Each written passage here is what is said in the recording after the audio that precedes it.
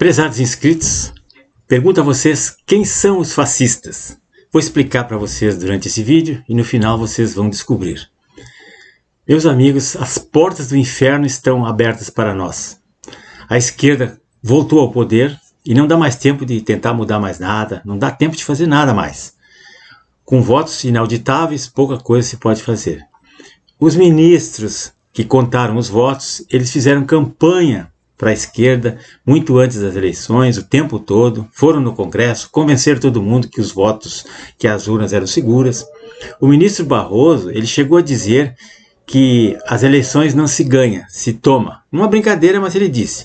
E depois das eleições, quando interpelado, ele falou: perdeu, mané, não a mola. Então não tem mais discussão.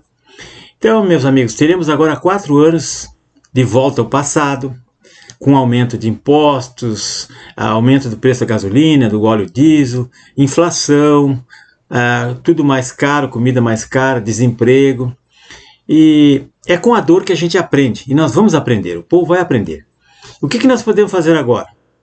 Olha, praticamente muita coisa podemos fazer. Cuidar da nossa vida, cuidar da nossa família, dos nossos filhos, dos nossos netos, tentar educá-los, aprender a falar uma língua estrangeira, um espanhol, um inglês, ensinar algum ofício, aprender um ofício, temos que ter uma profissão, dar bons exemplos e continuar a nossa luta, o nosso dia a dia. E nós percebemos que nas manifestações de estudantes universitários não existia nenhum. Essas manifestações nossas só existiam as senhorinhas, os tiozinhos do Zap, né, famílias, pessoal do agronegócio, pessoas comuns. Onde é que estavam os estudantes, né? Onde estão hoje aqueles caras pintados que derrubaram o Collor lá na década de 90? Aqueles estudantes que sempre estavam à frente, desapareceram. Por quê? O motivo é simples, as universidades foram todas aparelhadas, ocupadas pelos comunistas, os diretórios acadêmicos estão cheios de comunistas. Então ninguém mais se preocupa a não ser em defender a esquerda. E sem os jovens, qualquer manifestação fica difícil. Sabe por quê? Porque a presença do movimento dos jovens em qualquer movimento aumenta 100% a visibilidade perante o mundo, perante a mídia. A presença deles é muito importante, sem contar que eles têm assim muita ousadia e têm outras cabeças.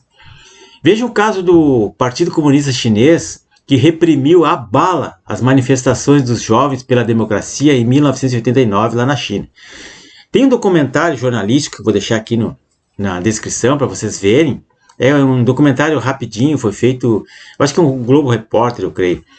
E tem também um filme sobre o massacre aquele da Praça Celestial lá em Pequim, que o exército saiu atirando com bala real nas pessoas, nos jovens, matando assim como bicho.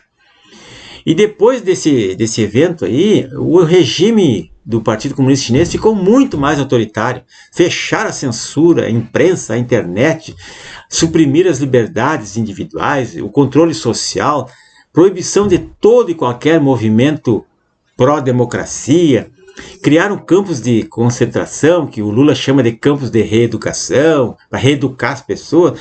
Então virou, o país já era fechado, ficou mais fechado ainda. E no Brasil, pessoal, a partir do dia 1º de janeiro, portanto faltam 34 dias, quem sair às ruas clamando por liberdade será preso por atos antidemocráticos, perderá o emprego, se tiver, né? Será encarcerado, sem julgamento, reeducado, como diz o cara aquele, né? Como foi o caso do Oswaldo Eustáquio. Reeducação para eles é tortura. O Oswaldo Eustáquio foi torturado 30 dias na cadeia e saiu de lá em cadeira de roda. Vejam o que aconteceu agora recentemente. Um dos ditadores do Brasil aí, o Xandão, reuniu com os comandantes das PMs do Brasil. O que será que ele estava planejando com os comandantes? Dando medalhinha para eles e prometendo alguma coisa para eles baixar o cacete a partir de 1º de janeiro. Ele deve ter falado lá na reunião. Não vou nem entrar em detalhes. Não vou entrar em detalhes, vocês estão sabendo melhor que eu. Então, meus amigos, não devemos perder a esperança. Claro que não devemos perder. Mas é preciso a gente retroceder, se recolher, afiar as ferramentas. Estou falando uma metáfora, né? Afiar o machado de novo, estudar uma solução. Aqui está na descrição um livro que vocês vão aprender muita coisa. Vocês têm que conhecer o inimigo, têm que estudar o inimigo para poder enfrentá-lo. E a situação é que o que se viu é que ninguém conhece o que é socialismo, o que é fascismo, o que é comunismo. Ninguém sabe nada, pensa que a esquerda não domina o país. Tem gente completamente numa bolha, principalmente o pessoal do iPhone, o pessoal lá da Zona Sul, que não sabe o perigo que eles estão correndo. Ah, mas eu tenho um carro blindado. Não interessa, uma hora eles vão te pegar, meu. Não vai nessa. O comunista, ele usa a massa de manobra e depois descarta. Então, por exemplo, você sabe o que é fascismo, pessoal? Você sabe o que é fascismo? O fascismo histórico foi fundado com armas e sangue em 1922 pelo ditador Mussolini, lá na Itália. Ele criou umas milícias armadas, chamadas de camisas pretas, que é igual a esses da Venezuela. Eles praticavam todo tipo de tirania, de tortura, de assassinatos, assassinavam pessoas, eram racistas, xenófobos, violentos, antiliberais, tudo que vocês possam imaginar, esse grupo era. E na Alemanha o fascismo se transformou no nazismo, no holocausto do Hitler. Então esses regimes, eles foram regimes eleitos pelo povo, né? O fascismo, não raro, ele nasce dentro de um governo populista e depois ele vira um regime autoritário nascido dentro de uma própria democracia. E foi conquistado nas urnas e depois apoiado pelas instituições, normalmente a instituição jurídica ou Forças Armadas, e ele deságua numa ditadura, como foi o caso brasileiro. Eles desaguaram ao longo do tempo, aparelharam o judiciário e desaguaram a ditadura e corromperam o parlamento, compraram os deputados e os senadores e virou uma ditadura, né? A esquerda brasileira, ela apoia, quantas vezes aí a gente viu, eles apoiando a ditadura como Cuba, Venezuela, Coreia do Norte, China, onde matam seres humanos por razões ideológicas, porque as pessoas pensam de forma diferente, então tem que ser eliminadas.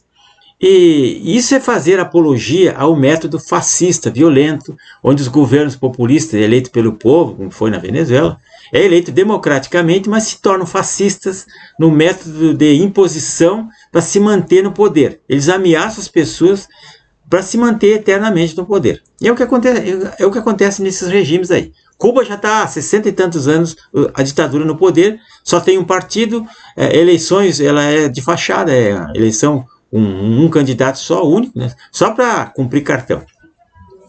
Mas o Hitler foi um fascista que, por razões raciais, ele dizimou milhões de judeus. Ele não gostava dos judeus, então ele eliminou tudo. Quem não pôde matar, ele expulsou da Alemanha. O pessoal teve que vazar de lá.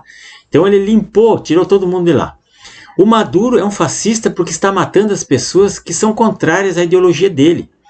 Então, vários casos aí, o caso daquele vereador, o Fernando Alban, ele foi morto dentro da cadeia, foi morto afogado dentro de um balde de urina, de fezes lá.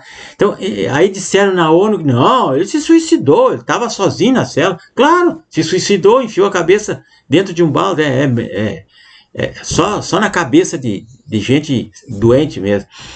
E depois teve o caso do piloto Oscar Pérez, que foi morto, metralhado lá. Ele já estava rendido, os companheiros dele estavam mortos, ele levantou as mãos para cima e foi metralhado. Tem um vídeo mostrando isso. Tem o caso do capitão de fragata Rafael Acosta, que foi morto por tortura. O cara, ele foi tão torturado que quebraram todos os ossos dele. Ele morreu sem poder respirar, urinando sangue, todo quebrado. Os raios-x que foram mostrados depois na autópsia dele. E o cara estava todo... Mas aí, sério que não foi tortura. Ele morreu de causas naturais dentro da cadeia. Tudo bem. Então, aqui no Brasil, o Oswaldo Eustáquio também teve 2 vértebras quebradas dentro da cela. Mas aquilo foi um acidente, né, pessoal? Então, tudo bem. Então, meus amigos, fascistas são pessoas radicais que praticam assassinato de reputação contra pessoas que eles consideram inimigos. Né? Não é oponente, é inimigo. O comunista odeia o inimigo, a outra pessoa que pensa diferente. Usam empresas contratadas, como aqui no Brasil tem os Sleep Giants e esses checadores aí, usam para atacar as pessoas, derrubar as redes sociais, desmonetizar canais, fazer tudo que é tipo de tramóia que eles fazem. E contra o Bolsonaro, por exemplo, nós vimos vários vídeos com ameaças de morte, bonecos sendo esfaqueados como se fosse ele, bolas feitas com a cabeça dele, pessoal jogando bola, outdoor com ofensas a ele e a família, chamando ele de genocida, de bandido, tudo aquela coisa. E fascista também, meus amigos, são aqueles ministros, aqueles juízes que usam o poder para perseguir as pessoas, os desafetos políticos, jornalistas, empresários, aqueles que rasgam a Constituição, abusam do poder, invadem a competência dos poderes dos outros, legislam, prendem, fazem inquérito, ameaçam e não dá nada. Então, meus amigos, o assunto é longo, inscreva-se no meu canal, César Ramos da Extravox, curtam, se não quiser curtir não curta, ou dê dislike.